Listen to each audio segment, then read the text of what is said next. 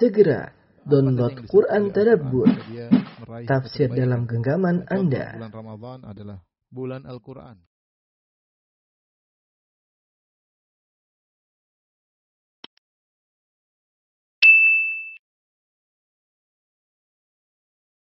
Bismillahirrahmanirrahim. Assalamualaikum warahmatullahi wabarakatuh.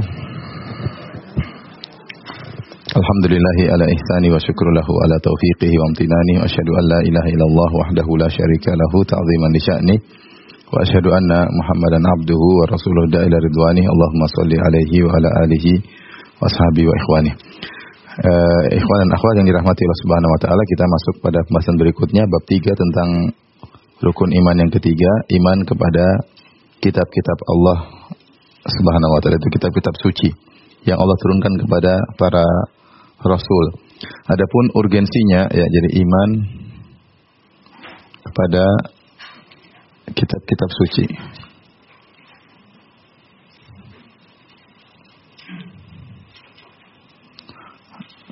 Al-iman bil kutub. Lihat halaman 439. Lihat halaman 439 ya. Adapun urgensinya, kenapa kita harus mempelajari hal ini? Ada beberapa urgensinya. Yang pertama, ini termasuk rukun iman ya.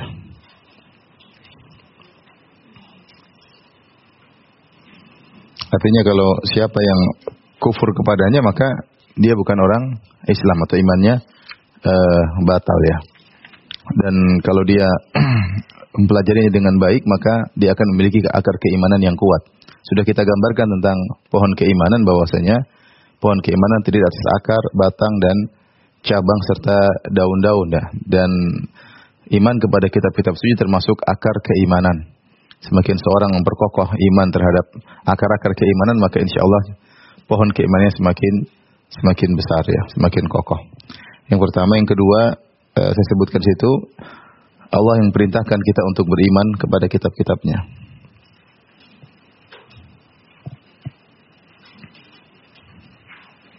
Untuk beriman kepada kitab-kitabnya.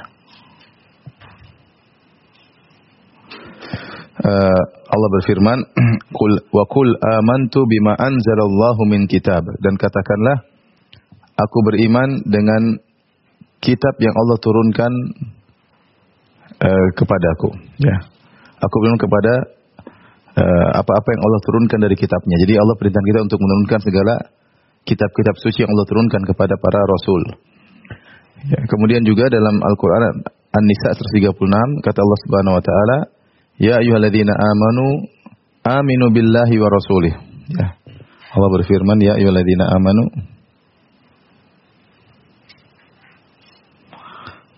aminu billahi wa rasulihi wal kitab alladhi nazzala ala rasulih.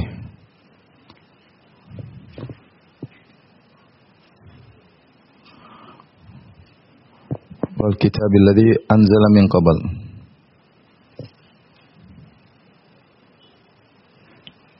Dalam surat An-Nisa 136 ya. Perhatikan di sini Allah mengatakan, wahai orang yang beriman, wahai orang yang beriman, berimanlah. Jadi Allah sudah sebut dulu, wahai orang-orang yang beriman. Kemudian Allah mengatakan, berimanlah. Perhatikan. Wahai orang yang beriman, berimanlah. Wahai orang-orang yang beriman, berimanlah. Mereka sudah beriman, terus disuruh beriman juga ya. Jadi beriman, berimanlah. Kalau ada lafal-lafal seperti wahai orang yang beriman, berimanlah. Mereka sudah beriman, disuruh berimanlah, maka ini maksudnya dua. Maksudnya kokohlah dalam iman tersebut. Iman tersebut. Atau tambahlah iman tersebut. Tambahkan iman tersebut. Seperti kita bilang sama orang, misalnya kita mengatakan, wahai yang sedang mandi, mandilah. Maksudnya benar-benar mandi ya. Seperti lagi sedang mandi, benar-benar mandi ya. Lagi makan, makan. Maksudnya benar-benar apa? Makan. Dia sedang makan padahal. Ya, ketika Allah mengatakan, "Ya ayyuhalladzina amanu," wahai orang yang beriman. Allah sudah sebut mereka sebagai orang yang beriman. Terus Allah perintahkan, berimanlah kepada Allah, berimanlah kepada Rasul-Nya, berimanlah kepada Alkitab alladzi nazzala rasuli, beriman kepada Al-Qur'an, dan beriman kepada bil kitab ladzi anzala min qabl. Beriman juga kepada kitab yang diturunkan sebelumnya. Di sini Allah perintahkan kepada beriman kepada Al-Qur'an dan kepada kitab-kitab suci yang diturunkan. Ini perintah dari Allah menunjukkan kita berusaha setelah beriman kepada kitab-kitab suci, kita berusaha untuk istiqamah di atas iman tersebut dan berusaha untuk menambah keimanan kita terhadap kitab-kitab suci, terutama terhadap Al-Qur'an. Dengan cara apa? Dengan cara mempelajarinya, memahaminya dan mengamalkannya, maka akan bertambah keimanan kita. Baik, yang ketiga di antara urgensinya, jika tidak beriman maka kafir ya. Kepada satu kitab suci saja maka kafir. Harus beriman kepada seluruh kitab suci. Kalau tidak beriman pada salah satunya maka kafir. Contoh, orang-orang Yahudi beriman kepada Taurat, tapi mereka tidak beriman kepada Injil. Orang Yahudi beriman kepada Taurat, mereka tidak beriman kepada Injil. Kenapa mereka tidak beriman kepada Injil? Karena mereka tidak mengakui kerasulan Nabi Isa alaihissalam. Kerasulan Isa alaihissalam mereka tidak akui. Terutama dalam Injil ada mansukh, ada hal-hal yang memansuhkan sebagian hukum dalam Taurat. Sementara mereka mengatakan Taurat harga mati tidak mungkin mengalami mansukh. Padahal Allah berfirman tentang Nabi Isa, kata Nabi Isa alaihissalam, "Wa li uhilla lakum ba'dalladzi hurrima 'alaikum." Agar aku menghalalkan sebagian perkara yang diharamkan bagi kalian di Taurat. Jadi Nabi Isa ternyata ketika diutus oleh Allah memansuhkan sebagian hukum yang ada di Taurat. Nah, ketika Injil memansuhkan sebagian hukum di Taurat, maka ini tidak diterima oleh orang Yahudi, sehingga mereka tidak beriman kepada Injil. Demikian juga orang Nasrani beriman kepada Taurat dan beriman kepada Injil, namun mereka tidak beriman kepada Al-Quran. Tidak beriman kepada Al-Quran, sehingga mereka kafir karena tidak beriman dengan Al-Quran.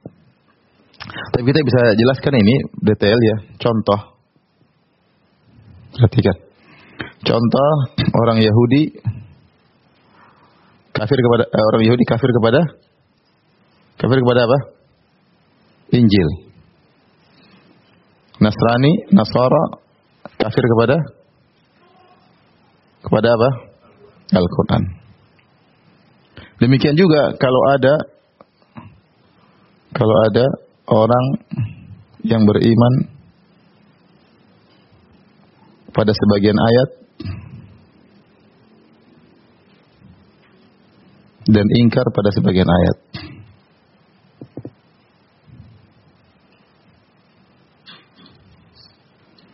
Kepada sebagian ayat Al-Quran. Sama, ini juga kafir. Wa yaquluna nu'minu bi ba'dhin wa nakfuru bi ba'dhin.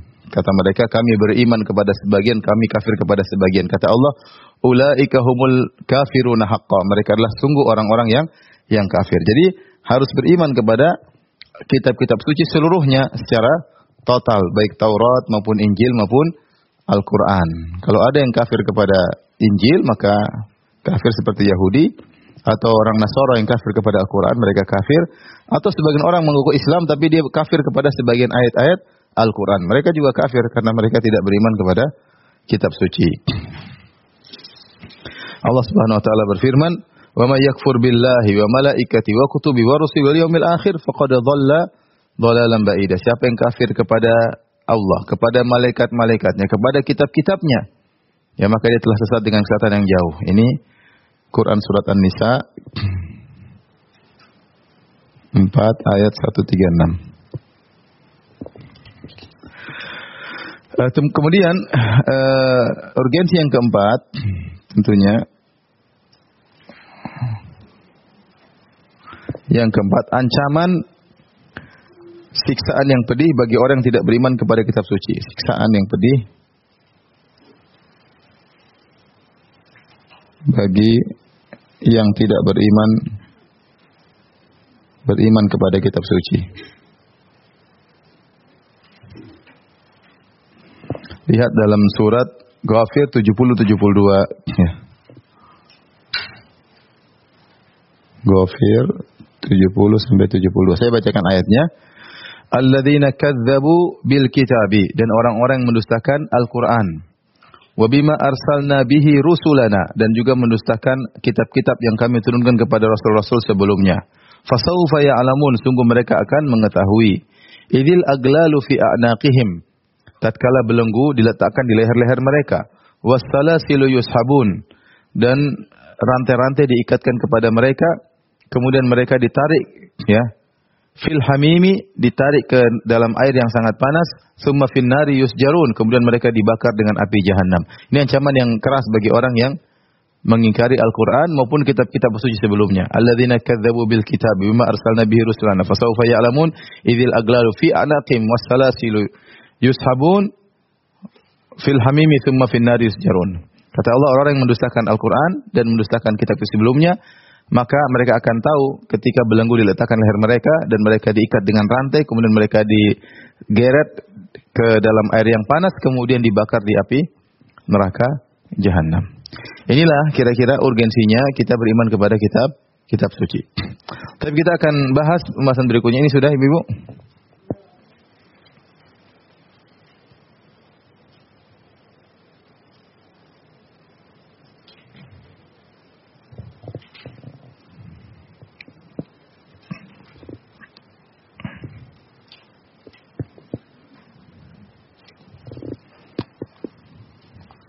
Lanjut ya.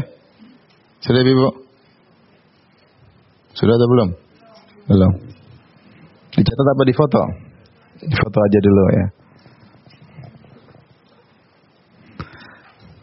Dicatat bagus, enggak apa-apa, dicatat.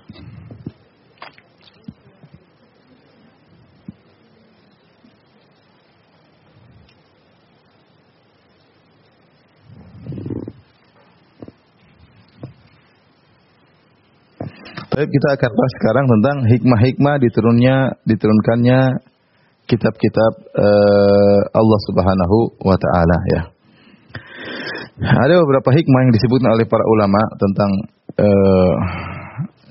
diturunkan kitab suci. Hikmah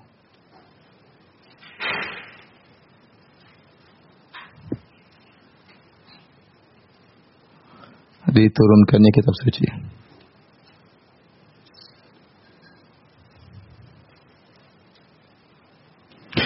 Yang pertama, bahwasanya adalah bentuk kasih sayang Allah ya. Bentuk kasih sayang Allah.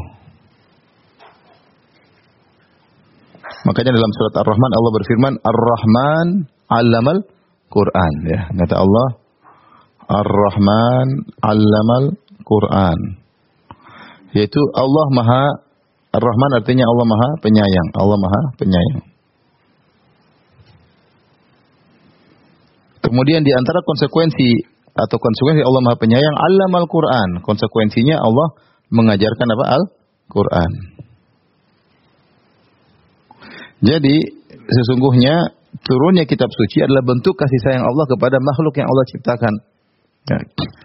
Karena Allah yang paling tahu tentang apa yang terbaik, aturan yang terbaik bagi hamba-hambanya. Dia yang bikin manusia, dia tahu rules yang paling tepat buat manusia-manusia tersebut. Dia tahu undang-undang yang terbaik bagi manusia-manusia tersebut. Karena dia yang bikin apa? Manusia tersebut. Ibarat kalau seorang dia menciptakan, kata orang menciptakan mobil, dia tahu aturan yang terbaik bagi mobil tersebut. Dia ada aturannya begini, harus begini, tidak boleh begini. Dia tahu semuanya karena dia yang telah menciptakan mobil tersebut atau dia yang menciptakan produk tersebut. Karena kita ini adalah makhluk ciptaan Allah Subhanahu wa taala, Allah yang lebih tahu tentang kita daripada kita sendiri. Allah yang lebih tahu tentang kita daripada kita sendiri. Oleh karenanya Allah turunkan kitab-kitab suci yang menjelaskan hukum-hukum terbaik untuk mereka ya. Jadi Allah lebih tahu aturan yang terbaik bagi makhluk ciptaannya. Maka saya bilang ini sangat logis, dari saya kasih logika. Jika ada orang yang bikin alat, maka dia bikin buku manual untuk kita pelajari. Ya, agar kita tahu bagaimana fungsi alat ini, apa yang bisa dilakukan, tidak boleh diapain, ya.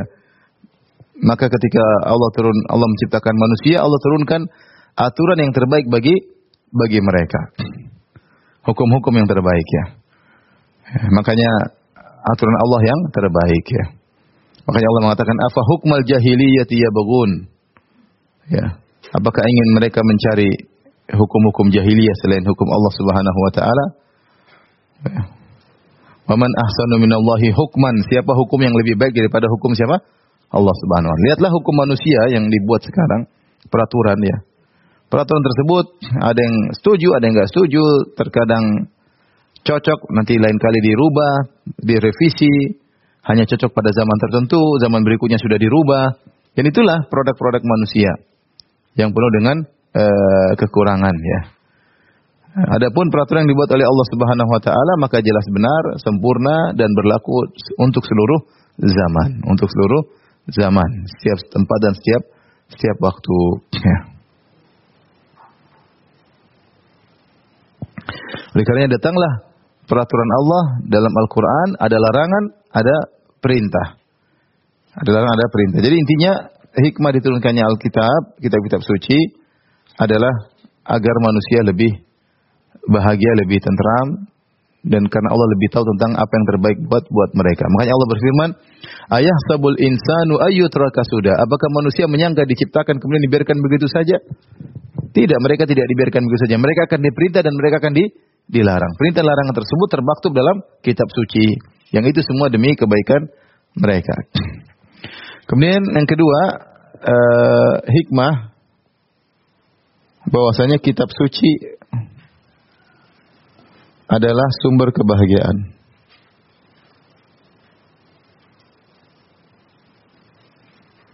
Lihat halaman 444 jilid 1, ya. Kita tahu bahwasanya semua orang ingin mencari kebahagiaan di atas muka bumi ini. Berbagai metode mereka tempuh, berbagai cara mereka lakukan. Dengan berbagai ide yang mereka miliki, ya. Tetapi sungguhnya kebahagiaan hanya bisa diperoleh dengan berpegang teguh dengan Al-Quranul Karim. Siapa yang berpegang teguh Al-Quranul Karim, menjalankan perintahnya dan menjauhi larangannya, maka dia akan mendapatkan kebahagiaan. Allah Subhanahu wa taala berfirman dalam surah Thaha, "Ma anzalna 'alaikal Qur'ana litashqa."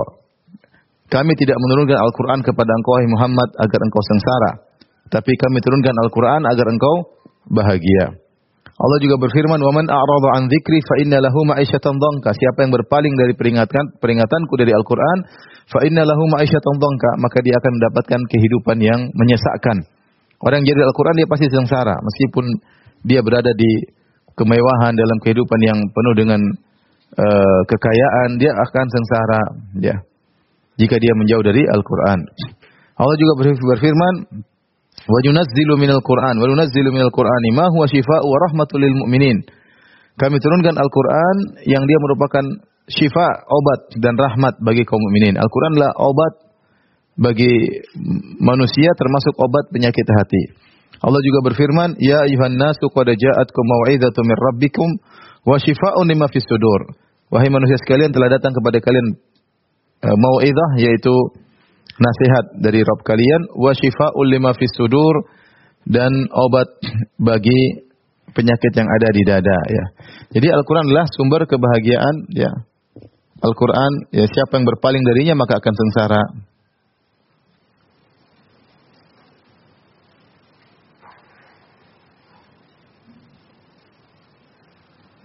Akan sengsara. Makanya saya sering katakan bahwasanya percuma kita mendatangkan sebab-sebab kebahagiaan dengan mungkin meraih jabatan, mungkin meraih ketenaran, popularitas, mungkin memiliki harta yang banyak, mungkin memiliki waktu luang yang banyak, mungkin jalan sana jalan kemari. Tapi kalau kita jauh dari Al-Quran, kita tidak akan bahagia. Tidak akan bahagia. Banyak orang mencari kebahagiaan dengan melihat medsos, dengan menonton film, dengan menonton lawak-lawakan, mereka tidak bahagia. Hati kering. Mereka ada kelezatan, benar, kelezatan ada. Kelezatan nonton film ada, kelezatan nonton lawakan ada, kelezatan jalan-jalan ada. Tapi kebahagiaan adalah sesuatu yang lain, bukan cuma sekedar kelezatan. Kebahagiaan adalah ketentraman yang ada di hati. Betapa banyak orang-orang yang mereka melakukan sebab-sebab kelezatan tersebut namun mereka tidak bahagia. Mereka populer namun mereka tidak bahagia. Mereka membuat orang tertawa, mereka sendiri sengsara, ya. Sehingga akhirnya mengkonsumsi narkoba dan yang lainnya, ya. Mereka membuat orang senang, mereka sendiri tidak senang, ya. Betapa banyak orang yang kaya namun mereka tidak bahagia. Ya, bukti tidak kebahagiaan mereka, rumah tangga mereka rusak, terkadang mereka mencari kebahagiaan dengan cara yang haram, narkoba, bahkan selingkuh, berzina dan yang lainnya, dan itu terjadi. Oleh karenanya saya nasihatkan pada diri saya juga pada hadirin hadirat, kalau mau bahagia dekat dengan Al-Qur'an. Kebahagiaan berbanding lurus dengan kedekatan kita dengan Al-Qur'an. Semakin kita dekat dengan Al-Qur'an, kita semakin bahagia. Sisihkan waktu untuk baca Al-Qur'an, sisihkan waktu untuk membaca tafsirnya, sisihkan waktu untuk mendengar lantunan Al-Qur'an, maka kita akan bahagia. Kebahagiaan mudah. Sisihkan waktu baca Al-Qur'an sehari, setengah juz, 1 juz, insyaallah kita bahagia. Kita bahagia. Ya. Belum kita mendapatkan keutamaan-keutamaan yang lainnya, ya.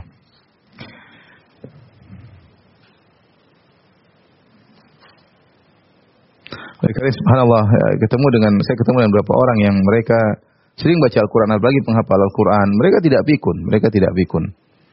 Karena mereka otaknya selalu diasah, meskipun umur mereka 100 tahun, bicara tidak pikun, ya. Cara nyambung, mudah, ya, ngerti, ya. Allah beri kebahagiaan bagi mereka. Taib ini di antara hikmah diturunkan Al-Quran, kitab suci. Yang ketiga adalah sebagai pemutus hujjah atau hujjah dan pemutus argumentasi manusia pada hari kiamat kelak.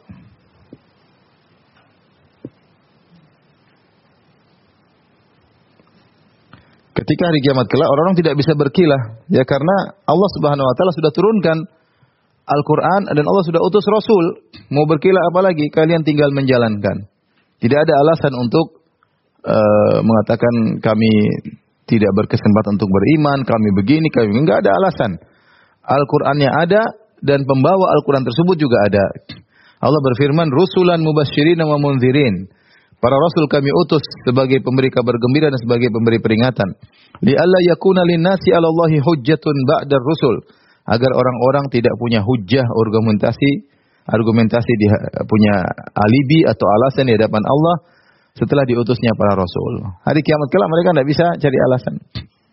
Bukankah telah datang, alam ya'tikum rusulun minkum yatluna 'alaikum ayati rabbikum wa yunzirunakum liqa'a yaumikum hadza. Ya.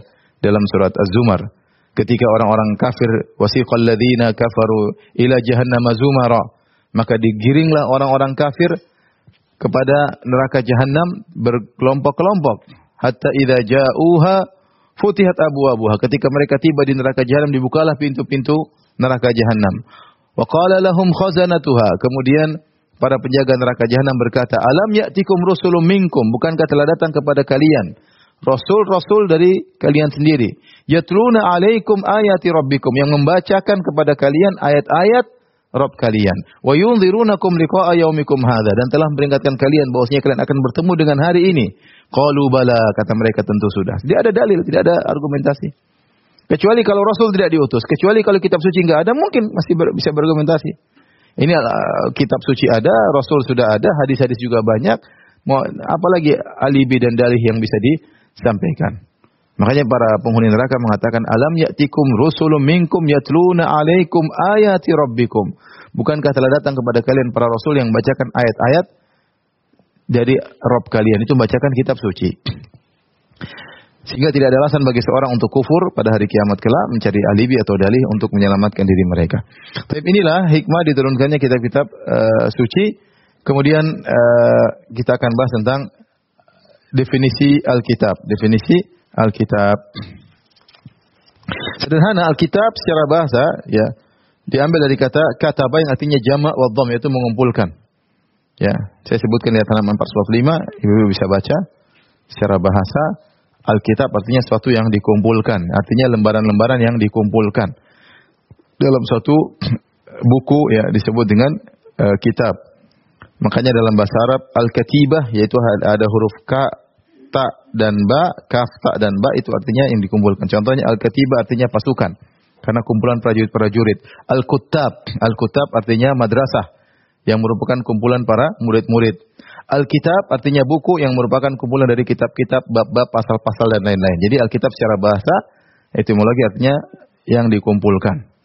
Adapun secara terminologi, secara istilah, Alkitab adalah kitab suci, adalah kitab atau lembaran-lembaran yang mengumpulkan firman-firman Allah yang diturunkan kepada para rasulnya. Baik melalui perantara malaikat Jibril atau Allah turunkan langsung dalam lembaran-lembaran seperti Taurat. Itulah kitab. Jadi kitab adalah kumpulan firman-firman Allah Subhanahu wa taala. Kumpulan firman-firman Allah Subhanahu wa taala. Apakah Allah turunkan melalui malaikat Jibril untuk disampaikan kepada Rasul, atau Allah bicara langsung seperti Allah bicara langsung kepada Nabi Musa alaihissalam, ya. Tapi Alkitab, kitab suci artinya kumpulan firman-firman Allah Subhanahu wa taala.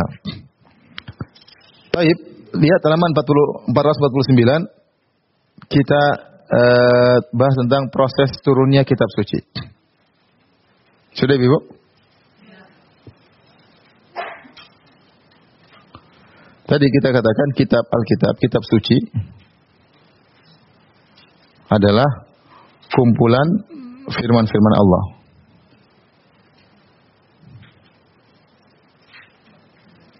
Yang diturunkan kepada para rasul. Kepada para rasul. Ya. Baik apakah melalui Jibril ataukah Allah bicara langsung seperti kepada Nabi Musa alaihissalam. Baik, adapun proses, ya prosesnya, ya perhatikan. Pertama yang harus kita ketahui, ya, firman Allah tidak terbatas, Dalilnya dalam surat Luqman ayat 27 dan Al-Kahfi 109 ya. Luqman 27 dan Al-Kahfi halaman ayat 109. Allah Subhanahu wa taala berfirman dalam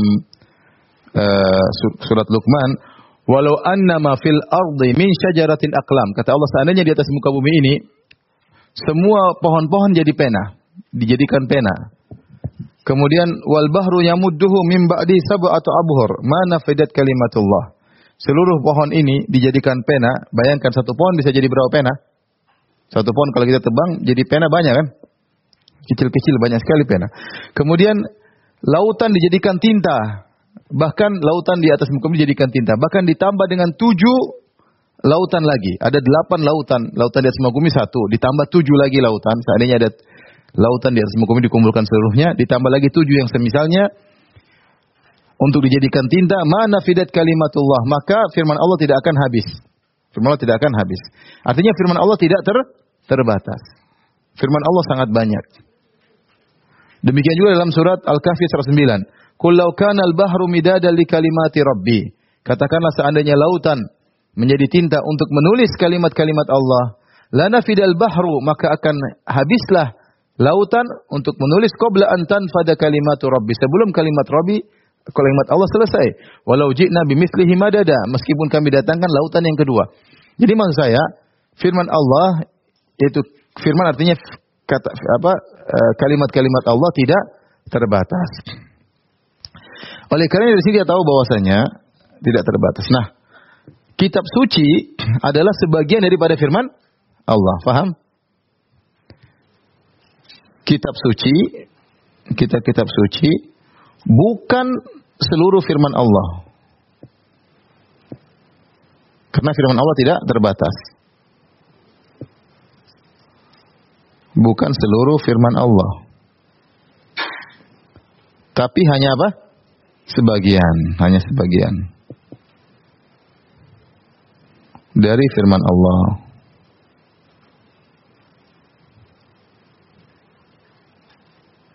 Artinya kalau kita mau bikin himpunan, kita bilang ini adalah firman Allah.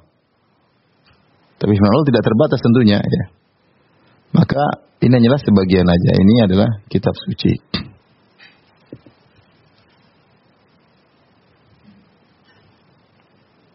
hanya sebagian kecil.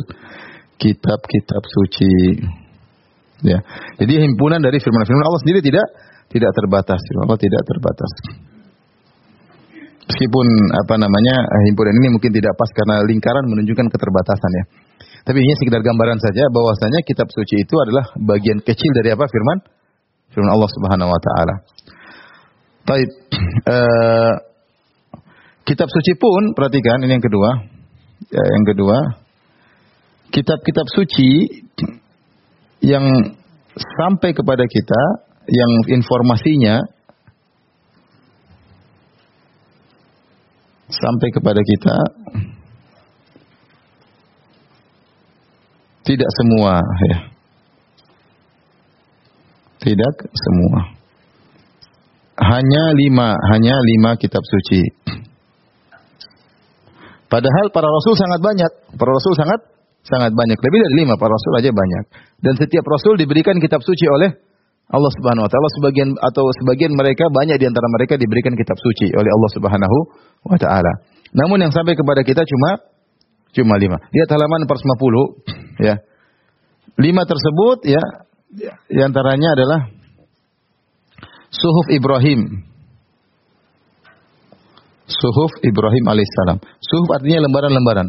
Suhuf Ibrahim wa Musa. Kemudian Suhuf Musa.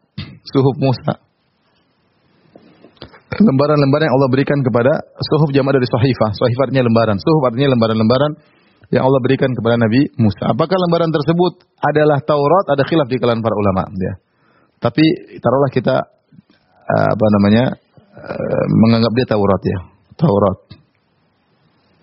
Kemudian yang ketiga apa? Suhuf Ibrahim wa Musa, kemudian apa? Atau Taurat kita sendiri kan? Taurat, Injil, Zabur, Al-Quran. Atau Taurat kita sendiri. Apa? Anggap saja suhuf. Kemudian apa? Injil. Injil Nabi siapa? Isa alaihissalam. Kemudian atau sebelum Injil Zabur ya. Zabur Nabi Daud.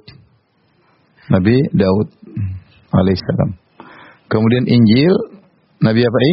Isa alaihissalam. Kemudian terakhir Al-Quran Nabi Muhammad sallallahu alaihi wasallam. Ini saja informasi yang sampai kepada kita. Adapun misalnya Idris ya, kita nggak tahu ya. Nabi-nabi banyak Allah sebut dalam Al-Quran ya. Ismail kita nggak tahu. Kemudian misalnya nabi-nabi yang lainnya kita tidak tahu. Tapi yang saya pada kita cuma 5 ini. Ya.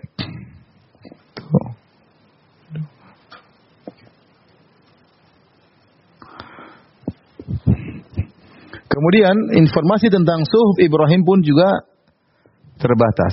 Kita tidak tahu seluruhnya. Nanti akan kita sampaikan. Baik, ini 2. Yang ketiga, prosesnya, bagaimana proses turunnya. Ini sudah Ibu? Ibu paham tidak Ibu? Kalau nggak paham kebangetan ya. Paham ya? Baik. Kita lanjut ya.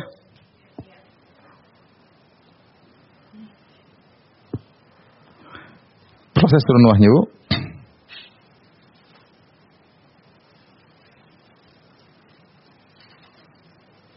Atau wahyu. Allah berfirman dalam surat Asy-Syura ayat 51 ya, perhatikan. Asy-Syura ayat 51. Wa ma kana li basyarin ayyukallimahullah, kata Allah Subhanahu wa taala. Perhatikan, wa ma kana li basyarin an yukallimahullah. Artinya tidaklah Allah berbicara dengan seorang manusia pun, ya. Tidaklah Allah berfirman kepada seorang manusia pun, kecuali dengan salah satu dari 3 cara ini, kecuali dengan salah satu dari 3 metode. illa wahyan, kata Allah Subhanahu wa taala. Metode tersebut yang pertama illa wahyan. Wahyu. Maksudnya apa? Maksudnya Allah mengilhamkan langsung.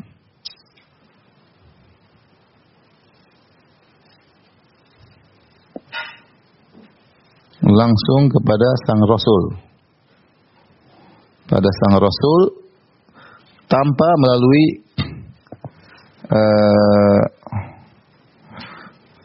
melalui malaikat. Mengilhamkan langsung kepada hati sang Rasul, ya, kepada hati sang Rasul. Ini namanya wahyu.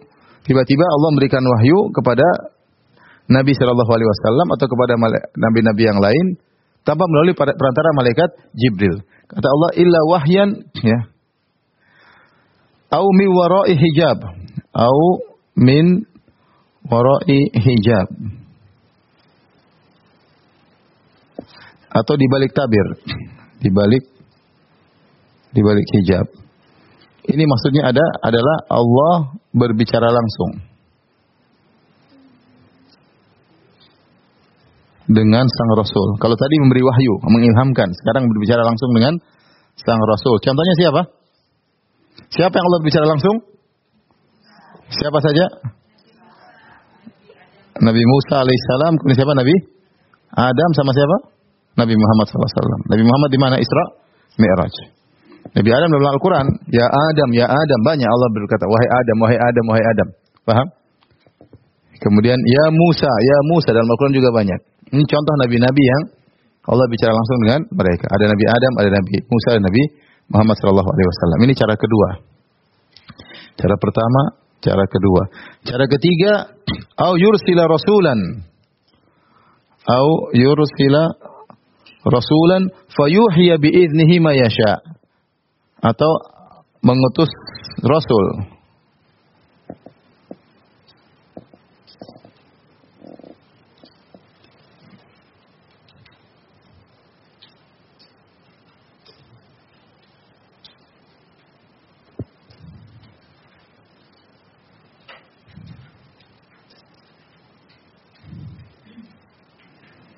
Mengutus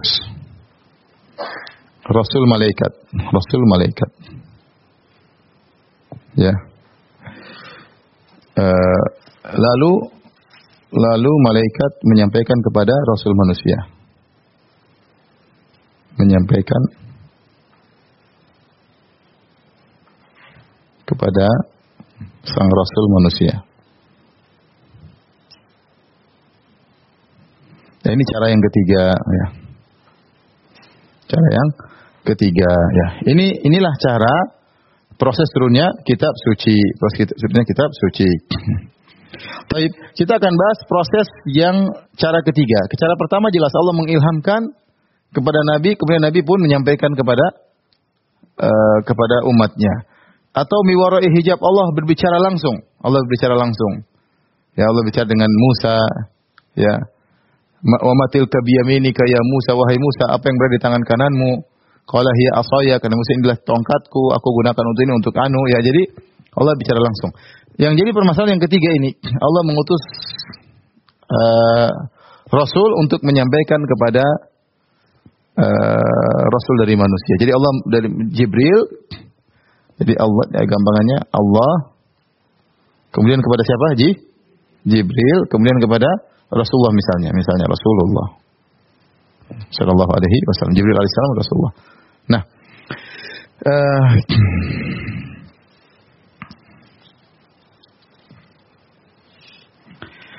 metodenya bagaimana? Allah berbicara, Allah berfirman.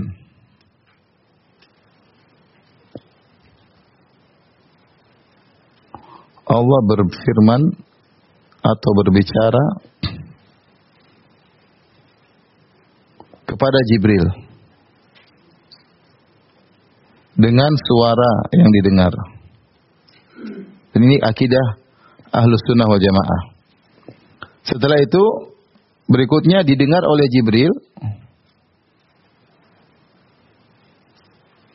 Kemudian dinukil oleh Jibril kepada siapa? Oleh Jibril kepada Rasulullah sallallahu alaihi wasallam. Kepada Rasulullah sallallahu alaihi wasallam. Dan Allah mentazkiyah, ini sanad Allah Jibril Rasulullah Allah sebutkan dalam surat At-Takwir.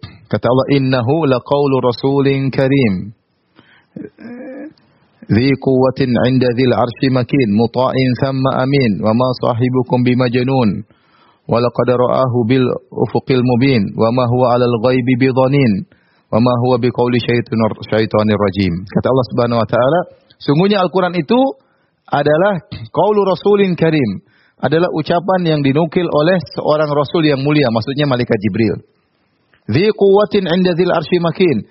Dia memiliki kekuatan dan dia mendapat kedudukan di sisi Allah Subhanahu wa taala.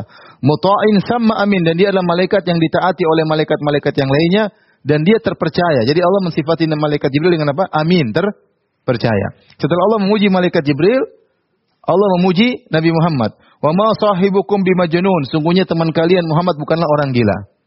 Wa ma huwa 'alal ghaibi bidhanin, dia tidak pernah menyembunyikan apapun ilmu yang disampaikan kepadanya. Ya, di sini Allah mentazkiyah, merekomendasi Jibril dan merekomendasi siapa? Nabi Muhammad sallallahu alaihi wasallam. Dalam surat apa? At-Takwir, ya. Lihat surat At-Takwir di mana Allah merekomendasi Jibril dan siapa? Jibril dan Rasulullah. Jibril disifati dengan amin, terpercaya, amanah. Rasulullah disifati tidak menyembunyikan apa? Wahyu sama sekali yang disampaikan oleh Jibril. Ya. Jadi, ketika wahyu sampai kepada Nabi SAW, maka kita yakin itu dari Allah Subhanahu wa Ta'ala. Inilah akidah Ahlussunnah wal Jamaah sederhana. Jadi, Allah berbicara, yang proses ketiga ini, Allah berbicara kepada Jibril, Jibril dengar, kemudian Jibril menukil, disampaikan kepada siapa? Nabi Muhammad sallallahu alaihi wasallam. Kemudian Nabi menyampaikan kepada kita dan tidak ada yang disembunyikan. Jibril disebut amin oleh Allah, amin. Kemudian terpercaya. Dan Nabi dikatakan wa ma sahibukum bimajnun, bahwasanya Nabi tidak gila, wa ma huwa 'alal ghaibi bidhanin, tidak menyembunyikan. Tidak menyembunyikan. Sehingga kita lihat Rasulullah SAW ketika ada ayat-ayat yang menyinggung dirinya, Rasulullah SAW tetap sampaikan. Ada teguran Allah kepada Nabi SAW, Rasulullah sampaikan. Seperti abasa wa tawalla, dia bermuka masam dan berpaling, itu Allah menegur Nabi SAW. Nabi sampaikan. Allah mengatakan, ya ayuhan Nabi, lima tuharrimu ma ahallallahu lak. Wahai Nabi, kenapa kau mengharamkan apa yang Allah halalkan? Itu teguran kepada Nabi. Nabi sampaikan. Nabi tidak ada yang sembunyikan. Allah berfirman, afallahu anka lima adzinta lahum. Semoga Allah mengampuni engkau wahai Muhammad. Kenapa kau izinkan mereka untuk tidak ikut perang? Teguran juga Allah sampaikan. Nabi sampaikan. Jadi Nabi amanah, tidak menyembunyikan sedikit pun. Demikian juga Jibril amanah. Jangan sampai kita bilang Jibril salah kasih wahyu. Jangan sampai kita bilang Jibril apa? Kurang kasih wahyu. Ini perlu kita bahas kenapa orang liberal membuat keraguan akan hal ini semuanya. Orang-orang liberal. Karena orang liberal meyakini Allah tidak bisa berbicara. Allah tidak ada bahasanya, Allah tidak bisa berbicara. Sehingga terus Al-Quran itu apa? Kata mereka Al-Quran itu hanyalah ungkapan Jibril atau ungkapan apa? Muhammad. Ya. Sehingga kalau ungkapan Jibril, berarti Al-Quran makhluk, bukan firman Allah Subhanahu wa Ta'ala. Adapun kalau Al-Quran adalah firman Allah, maka Al-Quran itu adalah sifat Allah, bukan makhluk, bukan karangan Jibril, bukan karangan Muhammad. Jibril tidak lain hanyalah fungsinya sebagai Rasul. Apa tugas Rasul? Tugasnya menyampaikan. Innahu laqaulu rasulin karim, ya. Tugasnya menyampaikan. Demikian juga Rasulullah SAW juga tugasnya menyampaikan. Dia tidak bisa ngotak-ngatik firman Allah Subhanahu wa Ta'ala. Tidak bisa ngotak-ngatik firman Allah Subhanahu wa Ta'ala. Dan Jibril amin, terpercaya. Orang liberal mengatakan, nah, kalau Allah ingin menyampaikan sesuatu, Jibril belum tentu bisa menyampaikan semuanya. Jibril tidak mampu menguasai ilmu Allah. Dan mereka bikin syubhat macam-macamnya. Sehingga akhirnya orang ragu tentang kesucian Al-Quran. Yang benar, Al-Quran hanyalah sebagian ilmu Allah. Sebagian firman apa? Allah. Dan Allah ucapkan, didengar oleh Jibril. dan Jibril dengar, Jibril sampaikan kepada Nabi Muhammad sallallahu alaihi wasallam. Paham ya, Ibu yang dirahmati Allah Subhanahu wa taala? Ya. Baik. Jadi lihat halaman 451. Jika melalui perantara malaikat Jibril, maka Allah berfirman dengan suara Allah yang didengar oleh Jibril, dengan bahasa yang Allah kehendaki, apakah bahasa Ibrani, Taurat, atau bahasa Syriani, yaitu Injil, atau bahasa Arab, yaitu Al-Quran, atau bahasa yang lain, terserah Allah bicara pakai bahasa apa. Kemudian topik yang Allah kehendaki, terserah topik tentang apa. Lalu di waktu yang Allah kehendaki, dengan topik yang lain pula di waktu yang lain. Kapan saja di waktu yang Allah kehendaki. Allah berfirman kapan saja, terserah. Ya, terserah Allah. Makanya ketika terjadi suatu kejadian, Allah berfirman, sampaikan kepada Jibril, Jibril sampaikan kepada Nabi Muhammad sallallahu alaihi wasallam. Ya. Taib, ini akidah Ahlussunnah wal Jamaah. Paham? Paham Ibu? Jadi proses sampai wahyu 3 cara. Dengan wahyu, ilham dengan apa? Bicara langsung. Dan ketiga dengan melalui perantara malaikat Jibril. Kalau malaikat Jibril maka prosesnya seperti yang saya sebutkan. Adapun ahlul bid'ah, lihat halaman 452, ibu-ibu di bagian bawah, 452. Ya. Adapun ahlul bid'ah, mereka mengatakan Allah berbicara tanpa suara. Allah berbicara tanpa suara, tanpa bahasa, dan tanpa huruf dan kata. Jadi kata mereka Allah tidak ada suara, tidak. Dan ini dibantah oleh Imam Bukhari. Imam Bukhari dalam kitabnya Khalqu Afalil Ibad. Beliau, dan ini pendapat Imam Ahmad, ya. Imam Ahmad mengatakan Allah berbicara dengan suara, dan ini pendapat Imam Ahmad dan pendapat Imam Bukhari dinukil oleh Ibnu Hajar dalam Fathul Bari. Ini bantahan keras terhadap orang-orang Asy'ariyah, orang-orang Kullabiyah yang mengatakan Allah berbicara tanpa suara karena menurut mereka tidak masuk akal. Dan berbagai macam filsafat yang ada di kepala mereka. Ya, namun ternyata mereka menyelisihi Imam Ahmad bin Hanbal dan mereka menyelisihi Imam Bukhari, dan kedua pendapat ini dinukil oleh Ibnu Hajar dalam Fathul Bari. Makanya Ibnu Hajar dalam masalah, meskipun Ibnu Hajar terpengaruh dengan Asy'ariyah, tapi dalam masalah firman Allah dia lebih cenderung kepada pendapat Imam Ahmad dan pendapat Al-Imam Al-Bukhari. Makanya Imam Ibnu Hajar menukil pendapat kedua orang ini, Imam Ahlus Sunnah. Dan Imam Bukhari adalah muridnya Imam Ahmad. Dan Imam Bukhari menyebutkan dalam kitabnya Khalqu Af'alil Ibad, beliau sebutkan Allah berbicara yang suara Allah didengar oleh malaikat. Sampai disebutkan sebagian malaikat ketika mendengar firman Allah mereka pun pingsan.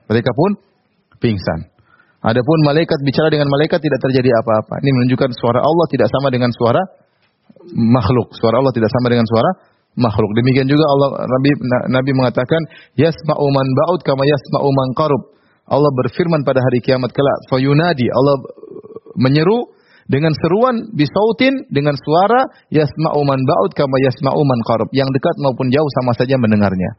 Dan dengan manusia suaranya disertai dengan apa? Perantara yang jauh tidak kedengaran, yang dekat apa? Beda di antara jauh dengan yang dekat. Ya. Adapun firman Allah beda, kata Imam Bukhari. Yasma'uhu man ba'ud kama yasma'uhu man qarab, yang dekat maupun jauh mendengarnya sama saja. Itu di antara perbedaan firman Allah dengan suara Allah dengan suara makhluk. Baik, adapun ahlul bidah, mereka mengatakan Allah bicara tanpa suara, tanpa bahasa, dan tanpa huruf, dan tanpa kata. Kemudian mereka mengatakan, lihat halaman 453, Allah berbicara secara azali dengan bahasa jiwa, yang pembicaraan Allah merupakan satu kesatuan yang tidak bisa dibagi-bagi. Topiknya pun tidak terbagi-bagi, dan juga tidak terkait dengan waktu. Mereka tidak meyakini bahwa Allah dahulu berbicara kepada Nabi Adam. Kemudian bertahun-tahun setelah itu barulah Allah berbicara dengan Nabi Musa. Kata mereka enggak ada seperti ini. Allah itu azali, omongannya satu, tidak terpecah-pecah, tidak terbagi-bagi, tidak tertopik-topik, satu kesatuan. Saya juga enggak paham tentang perkataan mereka ini. Coba Allah bicara suatu pembicaraan yang azali, yang tidak berubah-ubah, tidak terbagi-bagi, tidak ada ngomong sekarang besok ngomong berikutnya, enggak ada.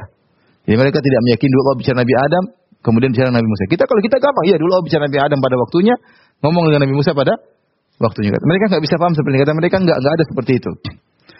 Mereka juga tidak meyakini bahwa firman Allah yang Allah wahyukan kepada Nabi Muhammad sebelumnya tidak pernah Allah firmankan kepada Nabi Musa. Jadi kata mereka firman Allah kepada Nabi Muhammad kepada Nabi Musa sama saja. Ibarat gini, ibarat atau orang bisu. Orang bisu kan ada bahasa jiwa dalam dirinya, paham? Maka ada orang berusaha mengungkapkan, oh dia maksudnya ngomong gini. Yang mengungkapkan itu Jibril atau Muhammad. Tapi orang bisu sendiri tidak ngomong. Jadi mereka kira-kira seperti itu. Allah seperti bisu tidak bisa ngomong. Kemudian Jibril yang menafsirkan, maksudnya begini. Dan hakikat kalam yang dalam bahasa jiwa tersebut itu kesatuan tidak terpisah-pisah. Kalau terpisah-pisah kata mereka itu ciri makhluk. Ini satu kesatuan.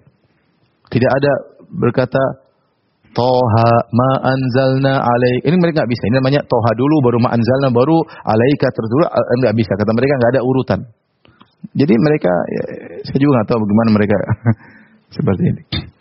Sehingga konsekuensinya, nanti ini sudah pernah kita bahas. Konsekuensinya bahwasanya Al-Quran itu adalah makhluk, adalah omongannya Nabi Muhammad SAW, bukan firman Allah. Itu konsekuensinya.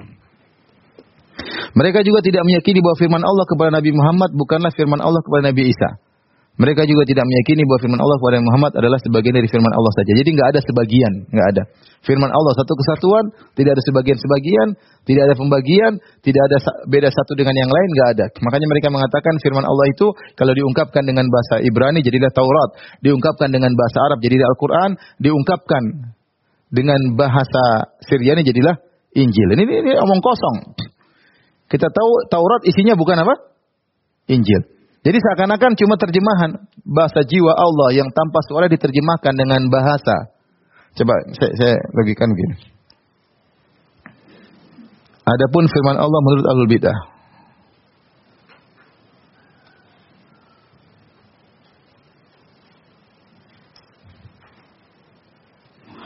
Akidah mereka ruwet. Satu kesatuan. Tidak boleh terbagi-bagi. Tidak ada kata sebagian.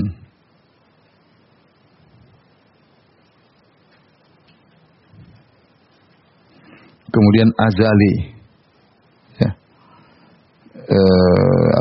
Tidak ada perubahan. Tidak ada tambahan, tidak ada belakangan, nggak ada. Jadi nggak ada namanya Allah berbicara Nabi Musa belakangan itu nggak ada. Nggak ada mereka yakini Allah bicara Nabi Musa belakangan, nggak ada. Kalau kita yakin Allah bicara Nabi Musa, ketika Nabi Musa setelah diciptakan, Nabi Musa pergi ke Bukit Tursina, baru Allah bicara dengan sama Nabi Musa. Kata mereka nggak masuk akal. Ini mereka ngomong seperti ini. Ya. Kemudian bahasa jiwa Allah. Ini kata mereka. Jika diterjemahkan, jika diungkap dengan bahasa Ibrani, jadi apa? Jadi Taurat. Jika diungkap dengan bahasa Suryani, jadi apa? Jadi Injil. Jika diungkap dengan bahasa Arab, jadi apa? Al-Quran. Jadi Al-Quran. Saya tanya sama ibu-ibu sekalian. Mudah-mudahan ibu-ibu paham. Apakah Injil terjemahan Taurat? Artinya Taurat kalau diterjemahkan pakai bahasa Syriani jadi Injil? Apakah Taurat kalau diterjemahkan jadi bahasa Arab pakai bahasa jadi Al-Quran? Tidak. Nah kalau seharusnya Taurat adalah ungkapan bahasa Allah, bahasa jiwa Allah dengan bahasa Ibrani, Injil adalah ungkapan bahasa jiwa dengan bahasa Syriani jadi Injil, Al-Quran adalah ungkapan bahasa jiwa Allah dengan Arab, harusnya Taurat sama dengan Injil, Injil sama dengan apa? Al-Quran. Karena itu cuma metode pengungkapan, paham? Paham ya? Misalnya orang bisu atau orang Inggris ngomong ungkapin bahasa Inggris, dia ngomong, iya. Terus ada orang Jawa ngomong pakai bahasa Jawa, ada orang Madura pakai bahasa Madura. Harusnya kontennya semua sama kan? Cuma pengungkapan yang berbeda dengan bahasa yang berbeda. Tapi ternyata konten Taurat tidak sama dengan konten Injil tidak sama dengan konten apa? Al-Quran. Ini intinya begitulah cara mereka berpikir. Akhirnya orang-orang liberal mengatakan Al-Quran bukanlah firman Allah Subhanahu wa taala, hanyalah ungkapan dari Nabi Muhammad SAW. Karena Al-Quran bukan firman Allah, maka kita tidak boleh terlalu tekstual, kita boleh memahami secara kontekstual. Sehingga Al-Quran bukanlah produk Allah, tapi Al-Quran adalah bukanlah firman Allah. Al-Quran adalah produk kerjasama antara Allah dengan Nabi Muhammad SAW. Allah hanya memberi makna, Nabi Muhammad yang mengungkapkan dengan bahasanya. Nah, Nabi Muhammad ketika mengungkapkan dengan bahasanya, mungkin dia tidak sempurna mengungkapkannya, dan ketika dia mengungkapkan terkontaminasi dia sebagai seorang Arab yang tinggal 19 tahun yang lalu.